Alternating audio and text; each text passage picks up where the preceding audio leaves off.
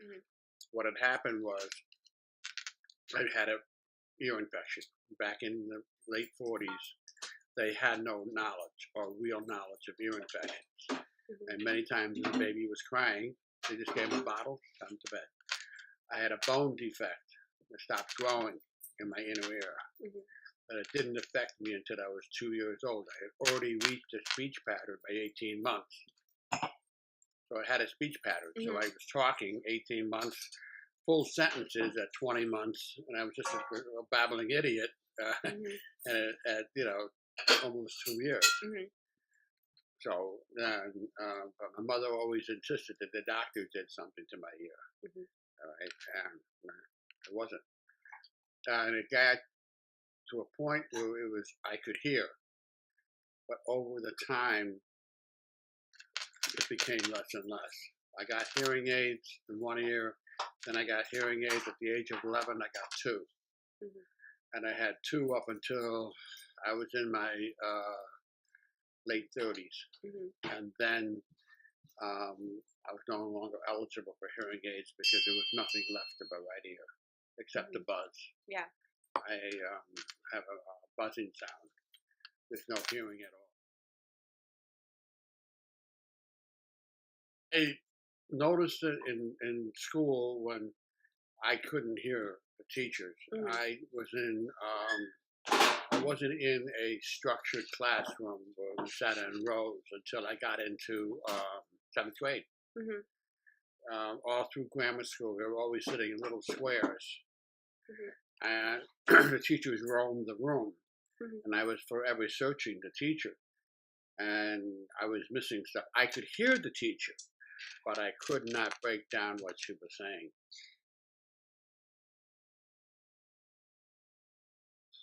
Well, when I got to second grade, I went to summer school, Mhm. but not for education, but for teaching me how to read lips. Mhm. And that was the only one summer for I think I can't remember how many weeks they taught me how to lip read. And so and then I focused on people's lips, and I Mhm. picked up that. Do I Before that, what was it like? nothing? There was no education from kindergarten to first grade. There was nothing. So you didn't get any of the instruction, basically. Nothing at all until I got to the second grade. Okay. And that's when I just had that one summer school session, and that was it. Mhm. And then, from then on, but all through grammar school, it didn't, it was hard. I did want to ask. I was embarrassed. I don't know. I look back and I say I didn't want to be different, so I just kept my mouth shut and Mhm. accepted it until we went to seventh grade or junior high, and we were grouped in based on um, different learning disabilities. Mine was Mhm. hearing, some was emotional, some were just plain, um, how would you call it, behavioral problems, delinquency problems, kids that just didn't want to be there. Okay. Mhm. Um, we had one girl that was emotionally disturbed. What did you do? She thought she was a horse, Mhm. and we kind of like, we made fun of her. Mhm. It kind of, we kind of like went along with her, but she was one of us. As a group in seventh grade, we were seven seventh grades and eight seventh grades. No, seven eighth grades, and we more or less stuck together because we Mhm. were we were the group. Yeah.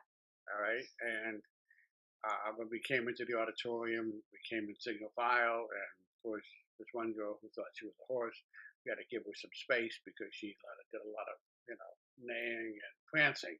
Mhm. But she was one of us, and nothing happened to her. I mean, and as far as me, I try not to, make an issue of it. I couldn't, I didn't want to, Mhm. right? But again, too, my grades failed.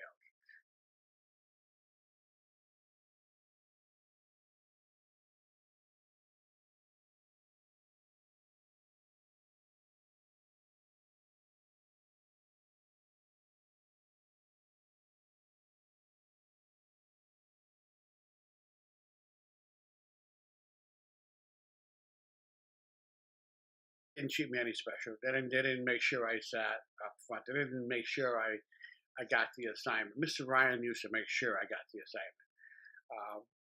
Mr. Bog, on the other hand, was a math teacher.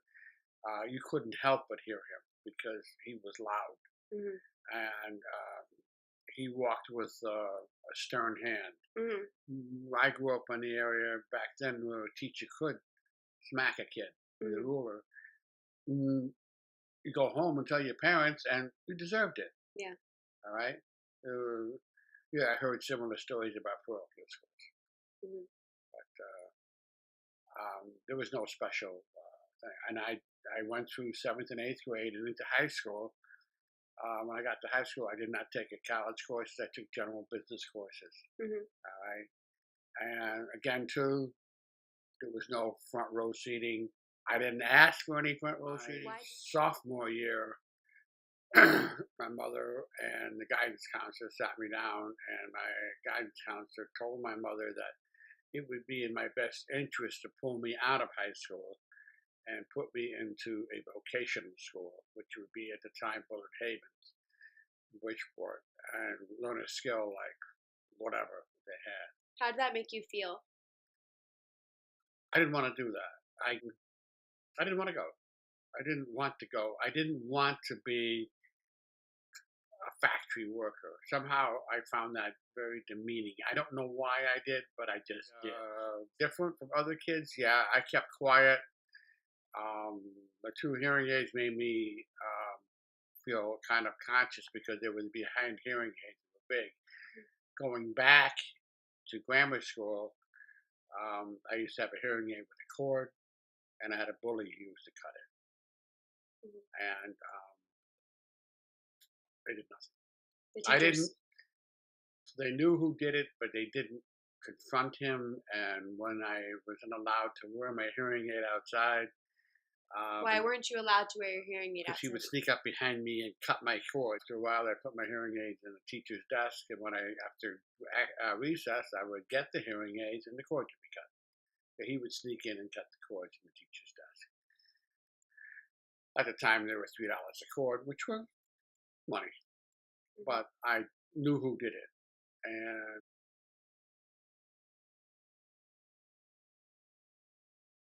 oh yeah, without a How? doubt. But I don't think the teachers were geared for our friend Judy, myself, other kids with learning disabilities.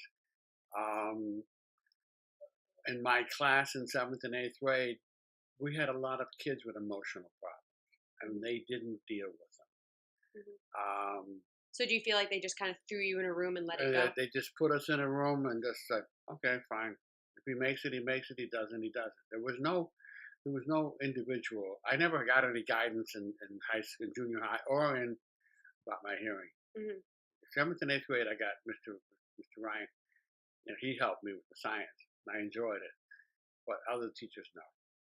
Back, I don't think they were prepared Mhm. to handle us, like any kid with a problem, whether it be.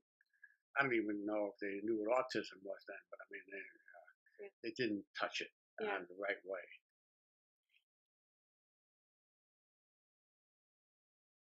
And it had a very low self-esteem, very low confidence in what I could do, Mhm. and it troubled me through my first marriage until I got help, and then I realized I can accomplish something if I apply myself. Mhm. And I didn't go to college, and if I had a different approach when I was a kid, maybe things would have been different. Mhm. But I think the biggest point was in high school when they said, no, he's only good for a vocation. I think um, if the teachers were more keenly aware of the hearing issues, for me anyways, um, something should have been done for us to better understand. As I said to you in the fall, you can't undo the past. You can only learn from it. I can't tell you a verb and that verb. I don't know. I don't give a shit.